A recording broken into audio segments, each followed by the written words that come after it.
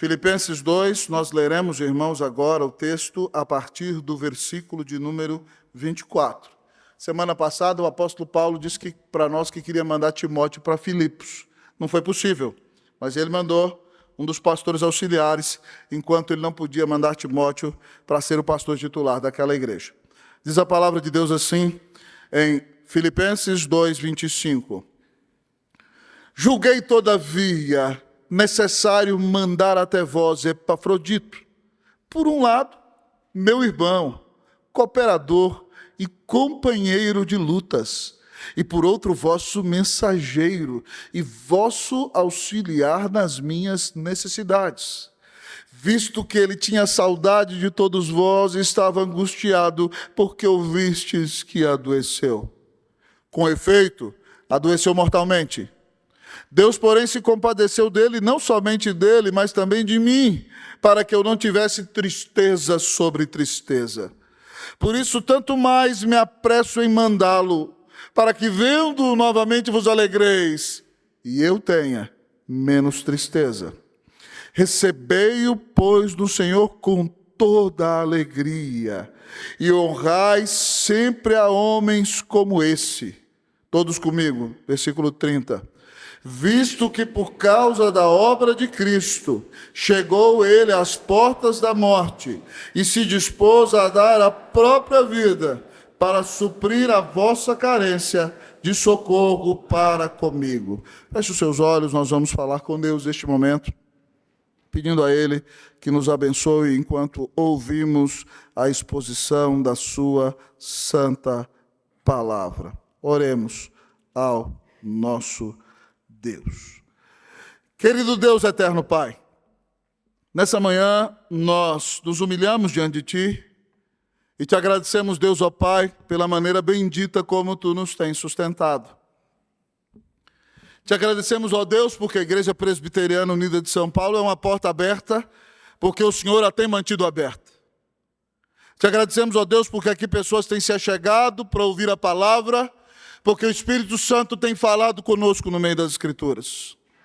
Ó Pai, e nessa manhã eu quero te pedir mais uma vez que a palavra do Senhor venha ao encontro de nossas necessidades. Deus, que nós tenhamos um encontro vivo e pessoal com o Filho de Deus nesta manhã, enquanto ouvimos a exposição das Escrituras. Ó Deus, para que aprendamos, ó Deus, ó Pai de Jesus, que disse: aprendei de mim que sou manso e humilde de coração, e achareis descanso para a vossa alma. Jesus, nós queremos andar tanto contigo, a ponto de que um dia cheguem a nos confundir contigo mesmo. Tamanha a semelhança que haverá entre o Senhor e nós. Todavia estamos longe, mas pedimos-te, ó Deus, que Tu nos aproximes dessa comunhão e de vivermos moldados à imagem do Senhor Jesus. Perdoa-nos de nossos pecados e fala poderosamente ao nosso coração. Nós oramos, Deus, em nome de Jesus. Amém. A igreja pode sentar-se.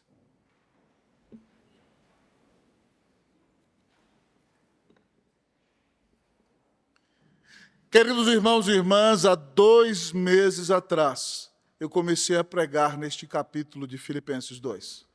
E o tema do sermão foi uma igreja cheia de alegria. E o que nós aprendemos naquele dia foi que uma igreja cheia de alegria é uma igreja unida, é uma igreja humilde, é uma igreja solidária. E depois de nos lançar esse desafio, o apóstolo Paulo nos mostra que é possível ser esta igreja cheia de alegria quando nós olhamos para 4 exemplos de humildade manifestos neste capítulo. Primeiro, Paulo nos apresenta aquele exemplo maravilhoso de humildade que é o próprio Senhor Jesus, onde pregamos aqui uma mensagem sobre como viver uma vida de humildade. Depois, Paulo se apresenta a si mesmo como testemunho e exemplo de alguém que é verdadeiramente humilde. Na semana passada, Paulo nos apresentou Timóteo, que é quem ele deseja enviar para ser o pastor titular da igreja de Filipos por um tempo. Mas como ele não pode enviar Timóteo, então aqui ele nos apresenta um 4º exemplo de humildade, que é Epafrodito, que é filho da igreja de Filipos, que é pregador ordenado naquela igreja, pastor, que está auxiliando a Paulo em Roma. O nome de Epafrodito significa literalmente amoroso, e é uma característica da vida deste homem de Deus. E ao olharmos para a vida de Epafrodito nessa manhã, Deus quer me chamar a mim que prego, mas a você que ouve, a que de fato busquemos viver uma vida de humildade. E para isso, ele nos apresenta no texto o retrato de um homem humilde. Eu gostaria que você olhasse bem para a foto de Epafrodito nessa manhã. E eu espero sinceramente em Deus que você se ache parecida com ele, minha querida irmã. Eu espero em Deus, meu querido irmão, que você olhe para Epafrodito e diga assim: uau, pela graça do Senhor, nós somos parecidos. O texto nos apresenta o retrato de um homem humilde. E nossa sincera oração é que Deus nos dê um coração quebrantado e humilde, em nome de Cristo Jesus. Amém. Ao olharmos para o retrato de um homem humilde nesta manhã, a palavra de Deus nos diz que este homem humilde é um servo. O retrato de um homem humilde revela que ele é um servo. Vamos ler, irmãos e irmãs, versículo de número 25, todos juntos, numa só voz. O que diz a palavra do Senhor? Leamos. Julguei, todavia, necessário mandar até vós Epafrodito, por um lado, meu irmão, cooperador e companheiro de lutas, e por outro, vosso mensageiro e vosso auxiliar nas minhas necessidades. Amados irmãos e irmãs, esse é o versículo da Bíblia no qual você pode ver um homem recebe o maior número de elogios em um só versículo. Em nenhum outro versículo da Bíblia um homem recebe tantos elogios no mesmo versículo como Epafrodito recebe. Paulo nos revela que, de fato, Epafrodito é um servo, com todos esses predicados que ele apresenta sobre este precioso irmão. Por isso, então, ele resolve mandar Epafrodito de volta para auxiliar a igreja nas suas dificuldades e para pastoreá-la até que Timóteo possa chegar. E ele diz o seguinte, que ele mandou Epafrodito, por um lado, meu irmão. Primeira característica que mostra que ele é um servo é que para Paulo ele é irmão. Irmão, essa palavra é abençoada demais. Quando Cristo morre na cruz por nós e ressuscita, e nos sela com seu Espírito Santo, e nos insere em sua família, nós agora não somos meros colegas de igreja, nós somos irmãos e irmãs, porque somos filhos do mesmo Pai, lavados no sangue do Senhor Jesus. Que bênção maravilhosa é saber que na igreja do Senhor Jesus nós temos irmãos de sangue, porque fomos todos unidos pelo sangue do Cordeiro, o eterno Filho de Deus. Mas, irmãos, muitas vezes essa palavra vai perdendo o significado. E eu já vi pessoas que usam essa palavra, que deveria ser uma palavra para proximidade, como se fosse uma palavra para manter um certo tipo de distância. Como vai o irmão? O irmão meio que até aqui, tá? Mas Paulo não a usa num sentido meramente formal. E para deixar isso claro para mim e para você, ele diz que Epafrodito é meu irmão. É meu irmão de verdade. É alguém que está comigo, como se fala lá no Chile, em las buenas e em las malas. Está comigo o tempo todo. Alguém que demonstra verdadeiro amor sincero. Alguém que é chegado. Epafrodito é, amado irmão, não só alguém disposto a servir a Paulo, mas é alguém que o trata com tanto amor, a ponto de o apóstolo não tratá-lo meramente como alguém que é um discípulo ou alguém que está debaixo da sua autoridade, mas ele fala do peito, ele fala da alma, ele diz, Epafrodito é meu irmão. Esse está comigo no dia bom e no dia mau. E ele então vai revelando esse caráter de servo de Epafrodito, dizendo que Epafrodito não é só seu irmão, mas ele é cooperador. Ele trabalha junto com Paulo. Ele carrega a carga junto com Paulo. Ele auxilia Paulo no trabalho.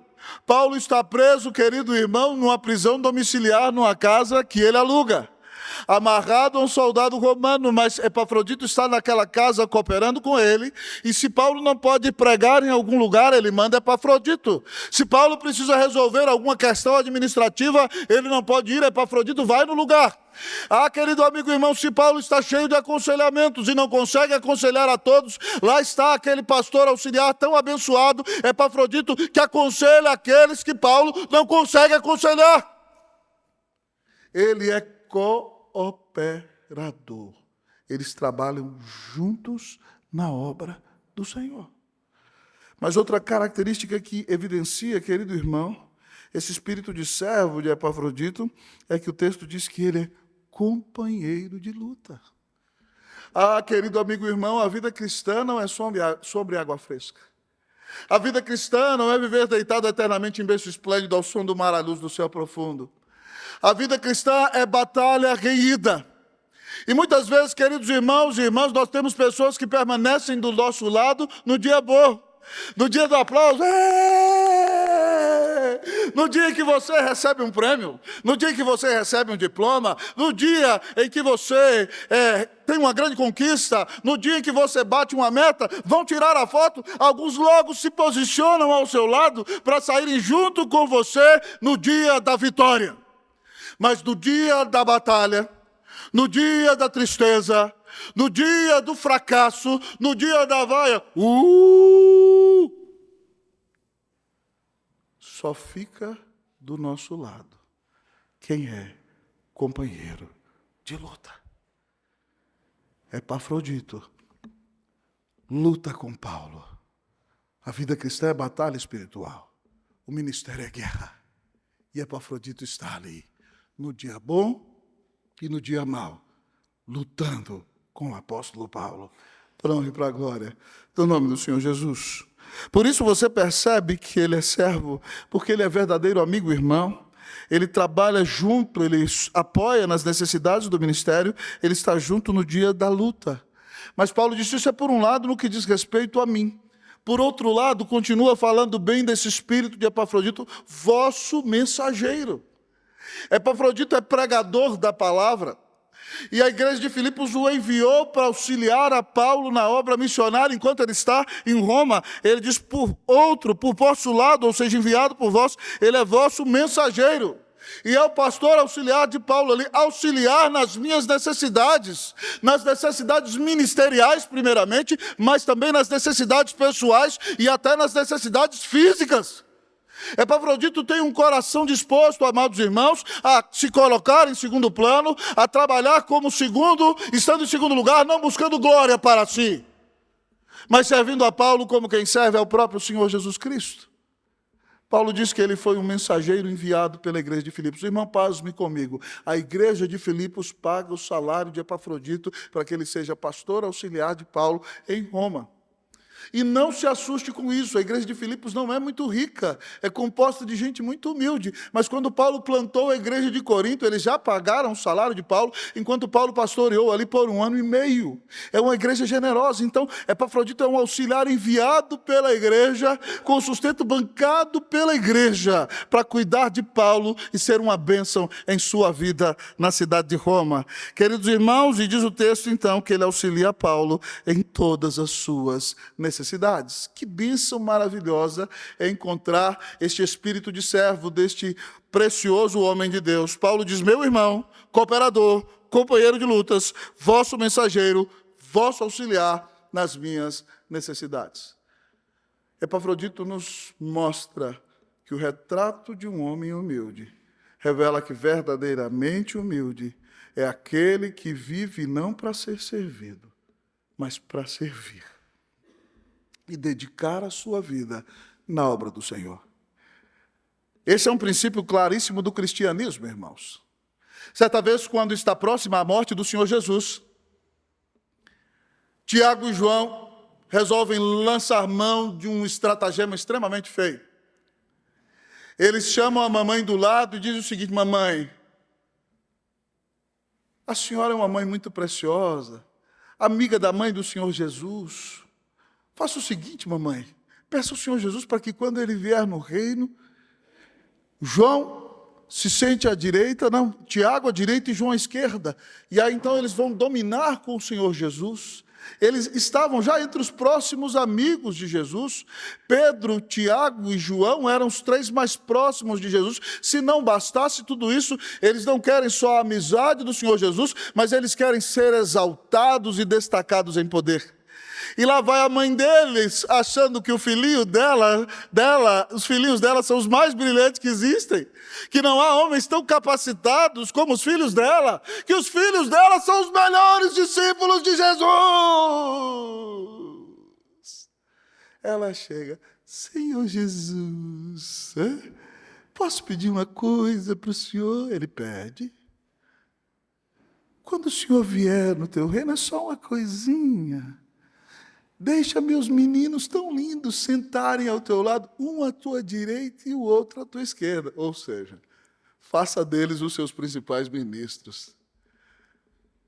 E Jesus corta aquela mulher e disse que isso não compete a ele conceder naquele momento. Mas o que acontece é que há outros 10 ali vendo, amados irmãos, essa disfarçatez e essa cara de pau daqueles 2 discípulos, e os outros 10 ficam morrendo de raiva, mordidos. E aí Jesus chama todos eles, porque revela a sede de poder no coração de todos, e diz assim: nas nações deste mundo, os homens exercem autoridade sobre os povos, e os seus maiorais dominam de maneira despótica sobre eles. Mas ele diz, entre vocês não será assim. Quem quiser ser o primeiro entre vocês, será vosso servo. E aquele que for o maior, seja aquele que vos sirva. Porque ele diz, porque o Filho do Homem não veio para ser servido, mas para servir e dar a sua vida em resgate por muitos. Jesus aqui nos ilustra o princípio claro de quem não vive para servir, não serve para viver. Que se o próprio Filho de Deus desceu da glória e se fez servo e foi cravado numa cruz por nós, no nosso coração, queridos irmãos e irmãs, tem que haver essa disposição de viver, querido amigo e irmão, de maneira contrária ao espírito deste mundo, que exalta o aplauso, que exalta o poder, que exalta a grandeza. Nesse sentido, queridos irmãos, vivendo em humildade, nós seremos verdadeiros subversivos espirituais. E vivendo nessa subversão espiritual, nós seremos servos parecidos com o Senhor Jesus, porque na igreja de Cristo, o primeiro é aquele que serve. E como Jesus disse, esse serviço não pode ser feito de qualquer maneira, mas se necessário for, tem que haver até sacrifício. Como o Senhor Jesus se sacrificou e deu a vida na cruz para nos salvar. Epafrodito é humilde, porque ele é servo, porque ele aprendeu a servir com o próprio Senhor Jesus, que o amou e deu a vida na cruz por ele. Você está disposto a servir, querido amigo e irmão? O apóstolo Pedro, na sua primeira carta, diz que, primeiramente, nós devemos servir uns aos outros com os dons que recebemos de Deus. Cada um, nós temos que servir em todos os aspectos, mas prioritariamente, como você serve melhor a igreja? Você serve melhor a igreja com os dons espirituais que você recebeu. É por isso, querido amigo e irmão, que você não pode julgar aquelas pessoas que não servem do jeito que você serve. Porque talvez Deus te deu o dom de diácono, o dom de servo, e você chega à igreja e se você vê, por exemplo, uma cadeira fora de lugar, a primeira coisa que você vai fazer é botar aquela cadeira no lugar. Se você chega à igreja e você vê um mofo na parede, a primeira coisa que você vai é procurar um dos presbíteros e dizer, aquela parede está mofada, a casa de Deus não pode estar assim. Há irmãos que vão passar ali e nunca vão ver aquele mofo na parede, mas Deus fez você para ver aquele mofo, para que você seja um instrumento para aquele mofo ser consertado. Mas talvez, querido amigo e irmão, tenha outro que não tenha a sua iniciativa para servir, mas tem o dom de ajuda. E quem tem o dom de ajuda nunca vai ser o primeiro a servir, mas ele sempre vai dizer, eu estou aqui, o que você precisa de mim? E aí então você vai olhar para ele e vai dizer o seguinte, esse é um atrasado lerdo, não toma iniciativa. Deus não chamou ele para tomar iniciativa. Ele tem o dom de ajuda, você toma e ele vai e te ajuda. Outro tem o dom de evangelista. Todos temos a missão de evangelizar. É obrigação nossa.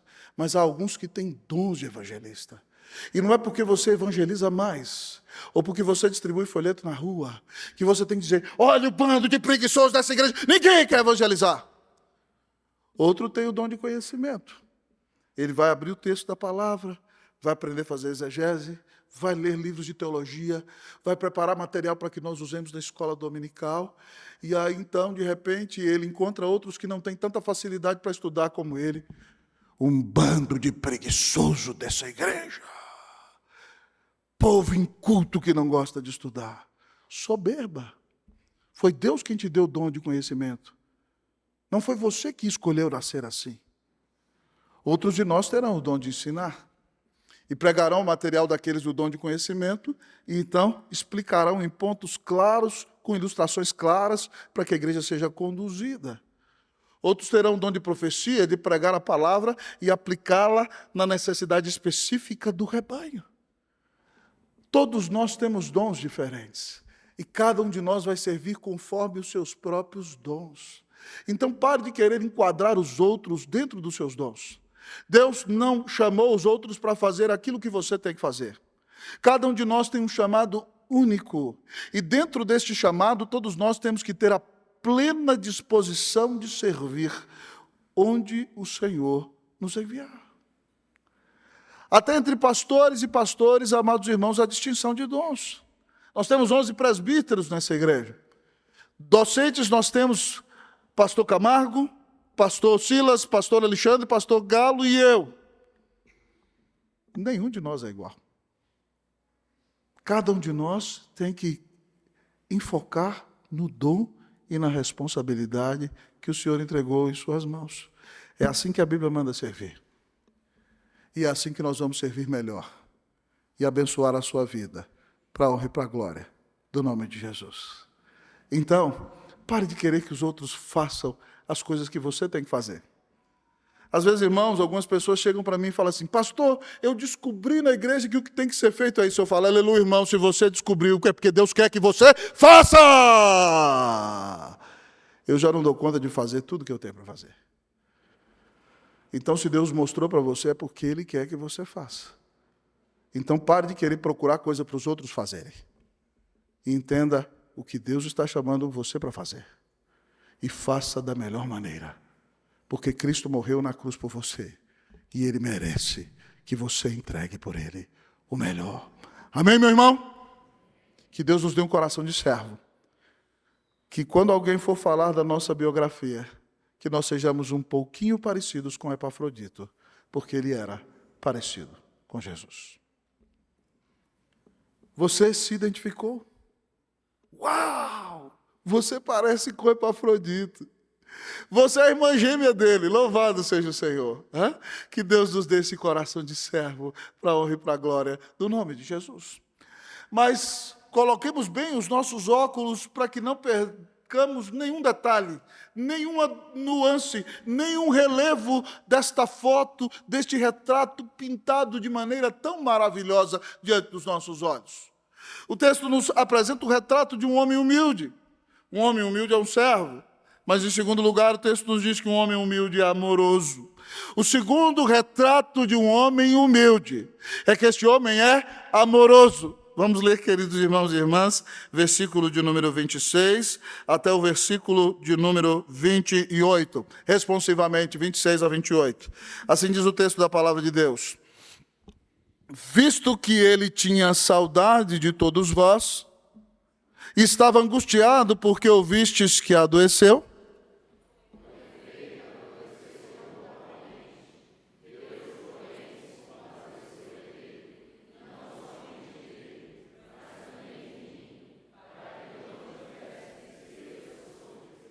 Todos comigo, vamos ler o 28. Por isso, tanto mais me apresso em mandá-lo, para que, vendo-o novamente, vos alegreis, e eu tenha menos tristeza. Paulo diz que mandou Epafrodito de volta para casa. A igreja mandou Epafrodito para lá.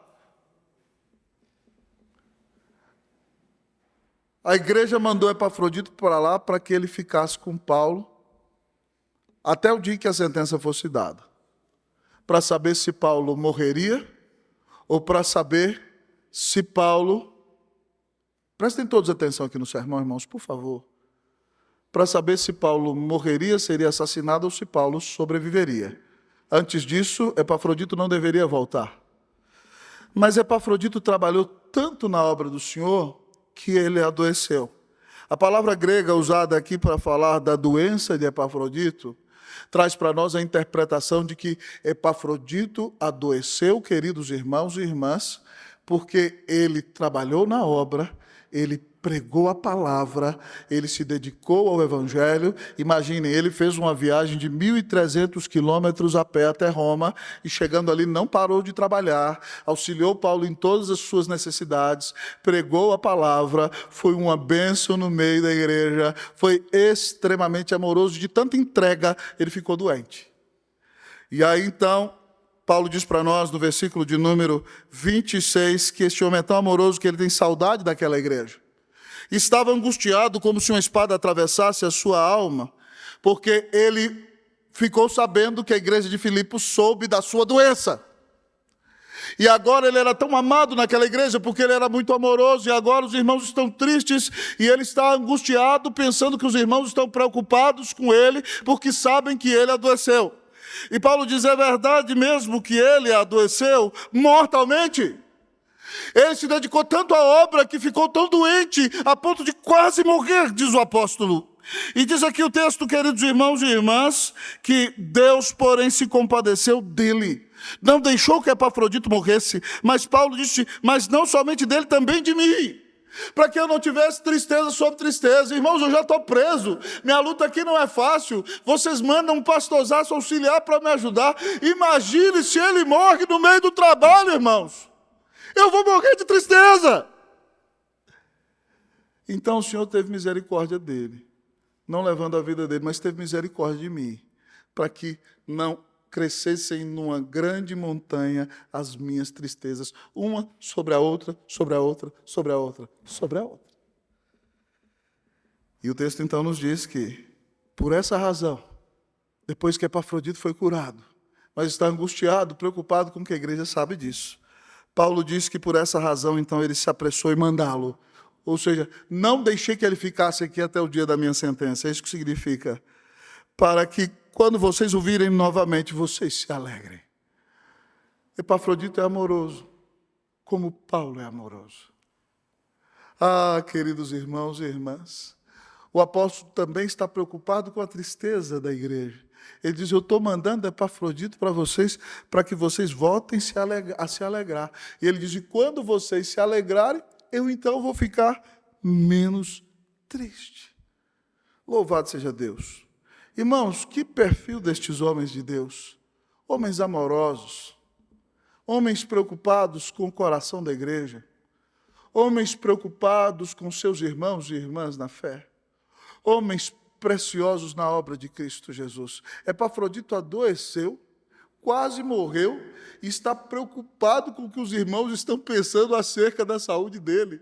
E quer voltar para a igreja para dizer, irmãos, fiquem em paz, não se angustiem, eu estou bem, o Senhor me curou. E Paulo diz, e graças a Deus, porque Deus o curou para que eu não ficasse triste. E por isso eu nem vou deixar ele cumprir a missão toda aqui. Eu mandei ele de volta para que vocês se alegrem. E Paulo também é tão amoroso quanto ele, diz, porque quando vocês se alegrarem, eu vou ficar menos triste. Quando vocês se encherem de alegria, a alegria de Deus vai dominar o meu coração. Que bênção maravilhosa. Irmãos, nós precisamos de homens e mulheres cheios do amor de Deus. A palavra de Deus diz para nós que uma das características destes dias nos quais nós vivemos, os últimos dias, é que o amor se esfriaria de muitos. E nós temos visto isso, amados irmãos, de uma maneira intensa. As pessoas muitas vezes já não se preocupam mais umas com as outras. As pessoas já não querem nem saber como estão as pessoas que estão ao seu lado. A vida é tão corrida e tão agitada e o sustento é tão difícil de ser ganho nessa cidade que muitas vezes as pessoas olham para o seu próprio umbigo e se focam em si mesmas e encasteladas em si mesmas, ensimesmadas, vão vivendo a sua vida e não demonstram amor nem com os da sua casa, nem com os de sua família, nem com os da igreja de Cristo Jesus. E o texto nos diz aqui que uma característica de quem é humilde é que essa pessoa é cheia do amor de Deus. E você vai perceber o amor de Deus na vida dessa pessoa. Quando eu olho, irmãos, para a vida de Epafrodito, eu lembro de um outro personagem das Escrituras, chamado Barnabé. José era o nome dele, mas ele era tão abençoado que botaram o nome nele de Barnabé. Barnabé significa filho do consolo, filho do encorajamento, filho da exortação. Barnabé era um homem rico, irmãos, e tinha uma fazenda, vendeu a fazenda e chegou para os apóstolos e entregou oferta para a igreja para que o dinheiro fosse dado para ajudar os pobres. E começou a se destacar numa vida piedosa, sendo um pastor amoroso na cidade de Jerusalém. Quando Saulo se converte, Saulo era inimigo da igreja e todos o rejeitavam. Saulo chega em Jerusalém, quer conversar com as lideranças da igreja. Ninguém o recebe, com medo, amados irmãos, de ser uma trama para que os apóstolos sejam jogados na cadeia. Mas Barnabé ouve falar da conversão de Saulo e resolve arriscar-se. E recebe a Saulo, e abraça Saulo, e caminha com Saulo, e leva Saulo para conversar com Pedro e João. E Paulo, então, naquela volta a Jerusalém, depois de convertido, se encontra somente com Pedro e João, mas o instrumento que disse aos apóstolos: esse homem é convertido, dê uma oportunidade para ele aceitou Jesus, ele viu o Senhor, ele está pregando o evangelho, ele é uma bênção. Barnabé, com seu coração pastoral e amoroso, trouxe Saulo, Paulo, para o meio dos apóstolos. E quando houve aquela grande perseguição em Jerusalém por causa da morte de Estevão, os crentes se espalharam pelo do mundo inteiro. E aqueles amados irmãos que eram da região da Fenícia, de Chipre e amados irmãos da Síria, chegaram também em Antioquia. E lá eles pregavam só para judeus, a igreja só tinha judeus naquela época, mas eles resolveram pregar para os gregos. Alguém disse: vamos pregar para esses gregos, aí será que eles convertem? E eles pregaram e a gregaiada toda se converteu. E a palavra de Deus diz que há ali uma grande igreja, sem presença de nenhum oficial, nem pastor, nem presbítero, nem diácono, só porque os crentes resolveram evangelizar. E a igreja de Jerusalém precisa mandar um pastor para lá. Se ela manda Tiago, que é o pastor titular de Jerusalém, não dá certo. Porque Tiago é uma bênção, é um homem de oração, mas ele é muito judeuzão. Ele tem o estilo literal da lei judaica. Ele é uma bênção, era o homem que de tanto orar tinha os joelhos inchados. E quando ele morreu, chegaram na beira da cama dele, na madeira tinha um buraco, que era a marca dos joelhos dele, tanto que ele orava. Mas ele era muito judeuzão, a igreja é cheia de gente que não é judeu. É uma igreja multiétnica com gente com pessoas do mundo inteiro. Você vai ver que entre os presbíteros da igreja de Antioquia tem Simeão, o negro. Tinha Lúcio de Cirene. Tinha um parente de Herodes, gente do mundo inteiro, de todas as raças. Então eles mandam Barnabé. Alguém com o coração dilatado. E a Bíblia diz, irmãos, que quando Barnabé chegou ali e viu aquela igrejona lotada, ele falou assim: que pena que não fui eu que plantei essa igreja. Ah, queridos irmãos e irmãs, não, ele não disse isso. A palavra de Deus nos diz, amados irmãos, que ele viu a graça de Deus e se alegrou. Ele olhou para aquela igrejona e disse: louvado seja o nome do Senhor. E a Bíblia diz então que ele exortou aqueles irmãos que com firmeza de coração permanecessem no Evangelho. E aí o texto lá em Atos 11, 24 diz que ele fez isso, sabe por quê? É a única vez que a Bíblia fala assim de alguém. Porque ele era homem bom, cheio de fé e do Espírito Santo. Ele era bom, cheio de fé e do Espírito Santo, louvado seja Deus. Que caráter maravilhoso desse pastor, um coração benigno, um homem que cria no poder de Deus, um homem que era cheio do Espírito Santo de Deus. E a Bíblia diz que a consequência é que naquele ano que Barnabé pastoreou sozinho aquela igreja, muita gente se uniu ao Senhor. A igreja cresceu, porque ali havia um pastor com um bom coração, um homem que cria no poder de Deus, um homem cheio do Espírito Santo, alguém que é amoroso na prática. Irmãos, se o amor de Deus se manifesta em nossa vida, o ambiente em que nós estamos não vai permanecer o mesmo. Se o amor de Deus se manifesta em nossa casa, as pessoas que estão em nossa casa verão a bênção do Senhor Jesus em nossa vida e servirão ao Senhor por causa do testemunho da obra da graça de Deus em nós. Ah, queridos amigos e irmãos, se o amor de Deus exala em nossa vida, no nosso trabalho, nós vamos ser um instrumento do impacto de Deus. As pessoas vão perguntar: por que você é desse jeito? O que você tem de diferente? Por que você chega aqui e me cumprimenta? Meu chefe anterior nem olhava para mim, nem tomava consideração da minha existência. Você vem e fala: bom dia, como você está? Que Deus abençoe o seu dia, que Deus derrame bênçãos maravilhosas sobre você. O amor de Deus vai impactar. E de repente, então, você vai chegar na igreja e vai ser uma bênção e todos vão dizer: aleluia, louvado seja Deus pela vida desta irmã, louvado seja Deus pela vida deste irmão. Quando ele chega, a paz se manifesta, a bênção se instaura, porque é uma pessoa cheia do amor de Deus. Irmãos, quando eu era pastor em Santiago do Chile, um de nossos presbíteros, um homem de Deus, foi eleito o terceiro melhor executivo daquele país nos últimos 20 anos. Alguém tremendamente bem-sucedido em sua maneira de gerir. Tinha sido presidente de la Codelco, a Petrobras do Chile, Companhia del Cobre de Chile, e depois trabalhava numa multinacional à época. E eu me lembro que eu precisava me reunir com aquele irmão, muito carinhoso. Eu falei: não precisava, mandou o motorista dele me buscar na igreja. E quando eu cheguei no térreo da empresa, qual não foi a minha surpresa?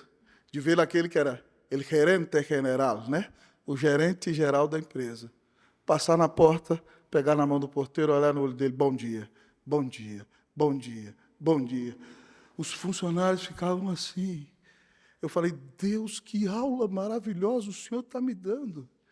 Um gerente geral de uma multinacional que passa na porta, pega na mão, olha no olho e fala: bom dia. As pessoas ficavam comovidas com aquele irmão. Agora eu quero perguntar para você: no seu trabalho você trata as pessoas assim? Se você vir os seus irmãos da igreja no shopping, você porventura finge que não os conhece?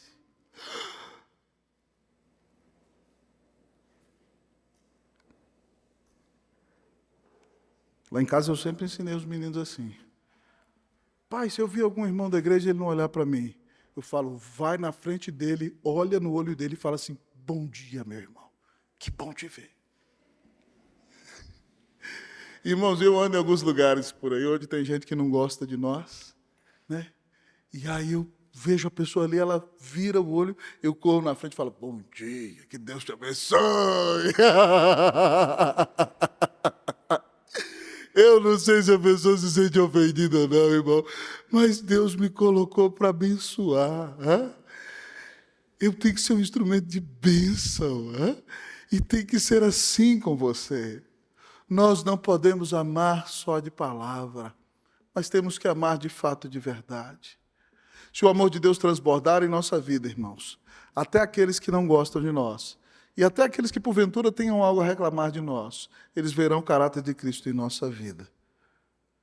E terão que reconhecer que o amor de Deus está presente em nós. Eu quero lhe perguntar: você é uma pessoa amorosa? Lá no seu trabalho, você demonstra o amor de Deus na prática? Na sua casa, o amor de Deus se percebe na sua vida?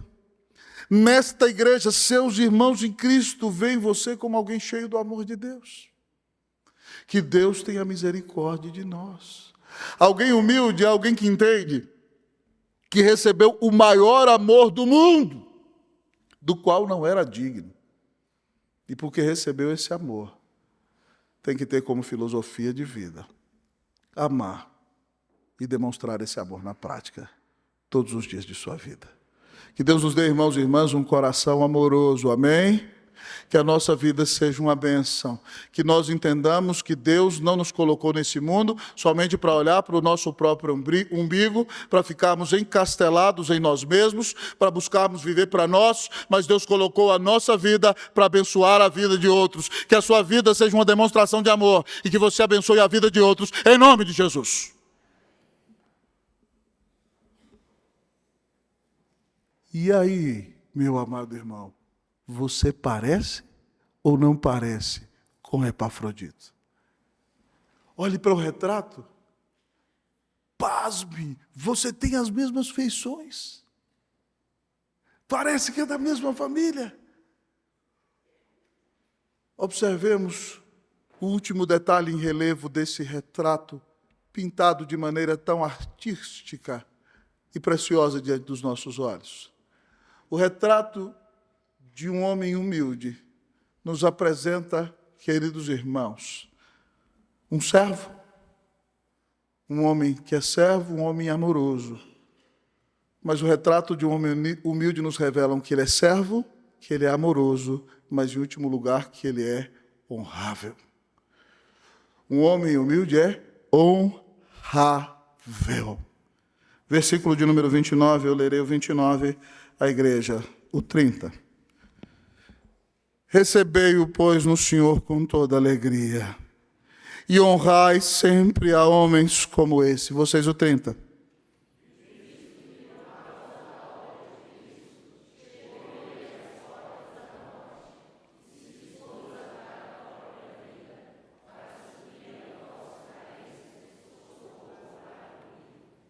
Louvado seja Deus.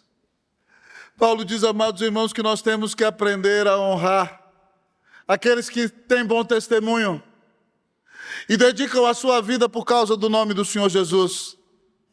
A igreja de Filipos poderia ser tentada a desprezar Epafrodito. Por quê? Porque ele não é o apóstolo Paulo, eles querem o apóstolo Paulo.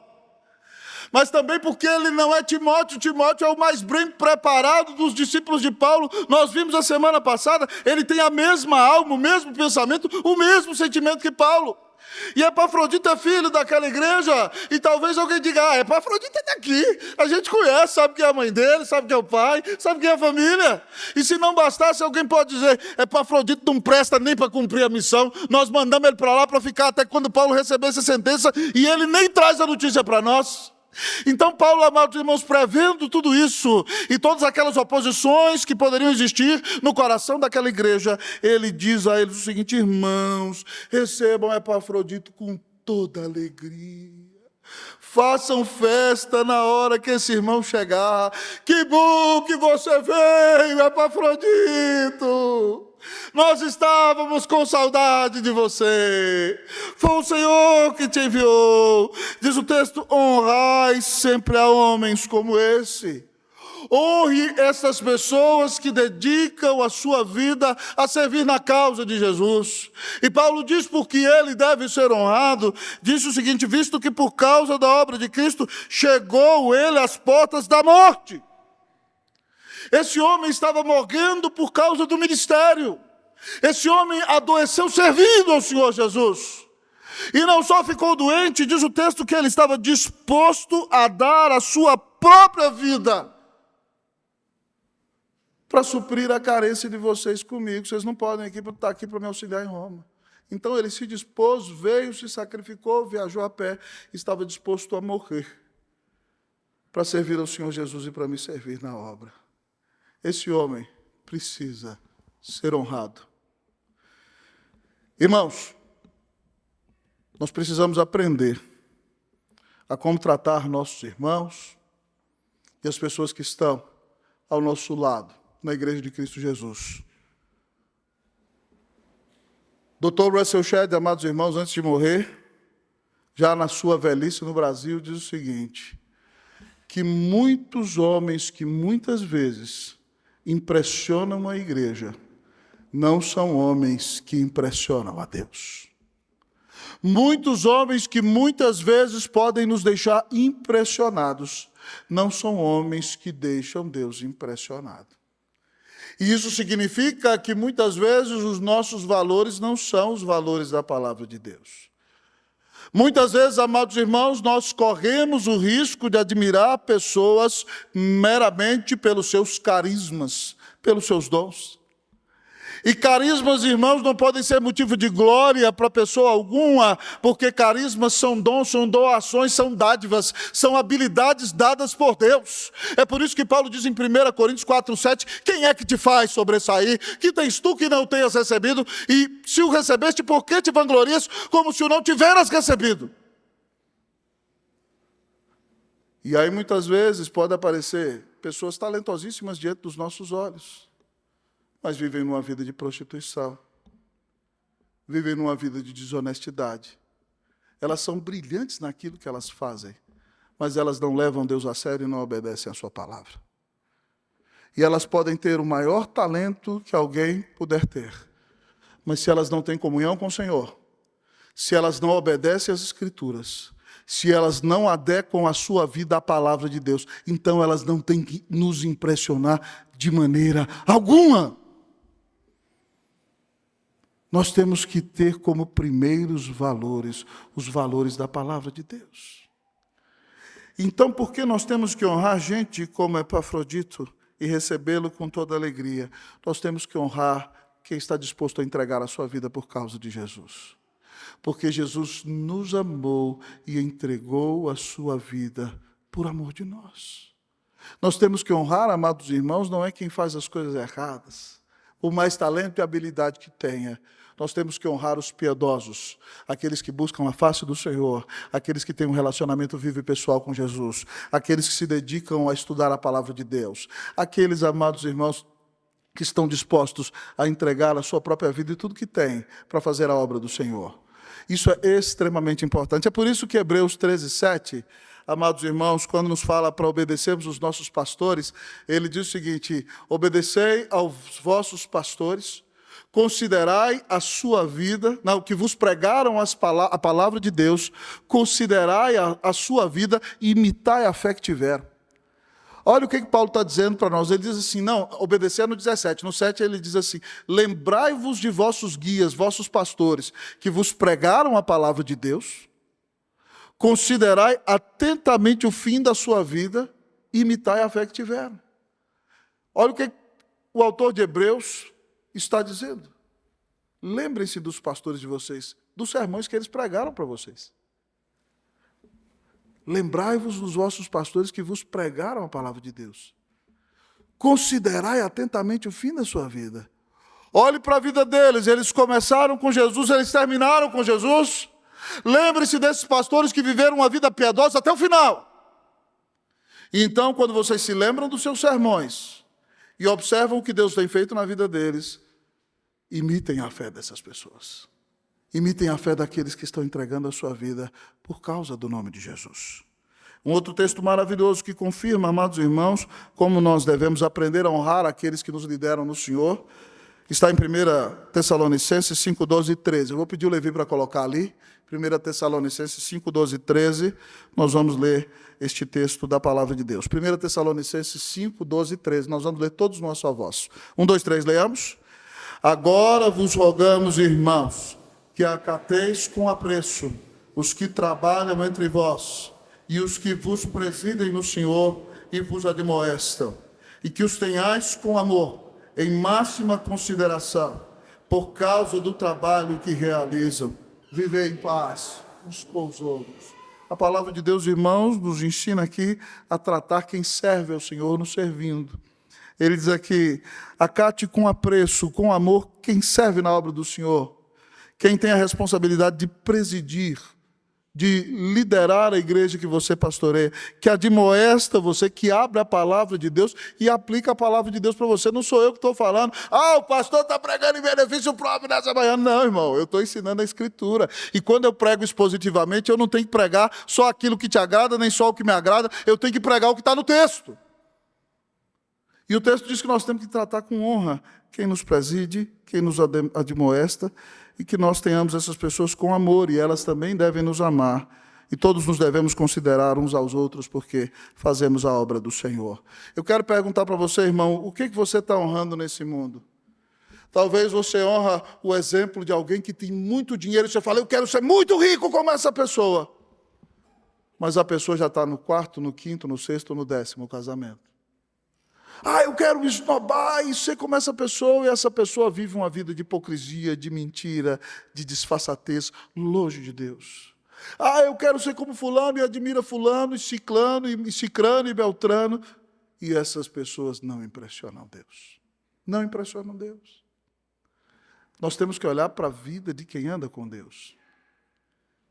Para a vida de quem nos abençoa. E alguns anos atrás, amados irmãos, eu ouvi uma frase do reverendo Jeremias, lá da 8ª Igreja, que eu achei maravilhosa. Deus nos tem dado a bênção de pregar a palavra em distintos lugares, além de ser pastor de vocês. E em muitas conferências. E eu sei como é isso. Você chega numa igreja, abre a Bíblia e prega um sermão, e há um quebrantamento, uma grande comoção, o povo da igreja te recebe, pastor, que bom que você veio. Alguns que querem alfinetar o pastor, isso dói na gente. Fazia anos que eu não ouvi um sermão como esse, reverendo. Eu falo, não faça assim com o seu pastor. Tá? Tem igreja aí que eu não sou mais convidado, porque uma autoridade que era parente do pastor chegou e falou assim, tinha uns 10 anos que eu não ouvi um sermão como esse. E o pastor falou, nunca mais vou chamar o Roster para pregar aqui. Falou desse jeito.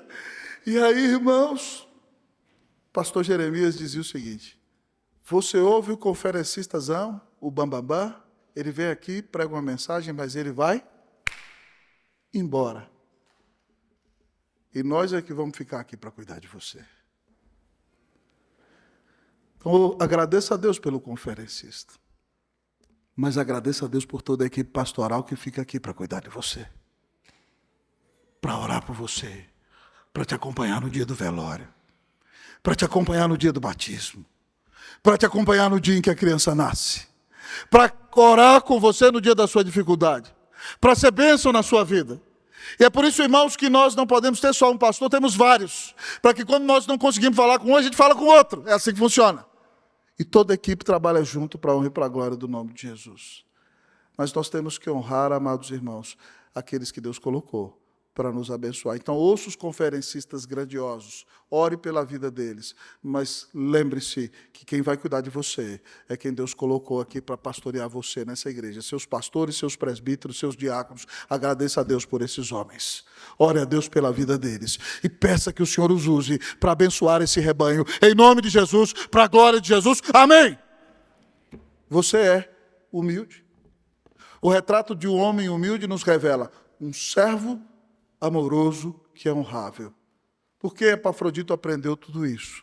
Porque o Senhor dele foi servo e com grande amor deu a sua vida na cruz para nos salvar. E por isso, então, nós nos arrependemos de nossos pecados e cremos no Senhor de Epafrodito, Jesus Cristo, o Rei da Glória, o Todo-Poderoso Senhor, que morreu e ressuscitou, que conquistou a nossa salvação, que tem toda a autoridade nos céus e na terra, que no último dia virá para estabelecer o seu reino em glória. E todos aqueles que se arrependeram e creram e o receberam como seu Senhor e Salvador, viverão com Ele eternamente na glória e reinarão para sempre com Ele. Se você quer ser alguém humilde, arrependa-se dos seus pecados, receba Jesus Cristo como seu único Senhor e Salvador nessa manhã e diga, Senhor, muda a minha vida, e o Senhor vai fazer de você um servo amoroso e honrável que se parece com Jesus. Que Deus faça de nós homens e mulheres humildes, em nome do Senhor Jesus Cristo. Amém.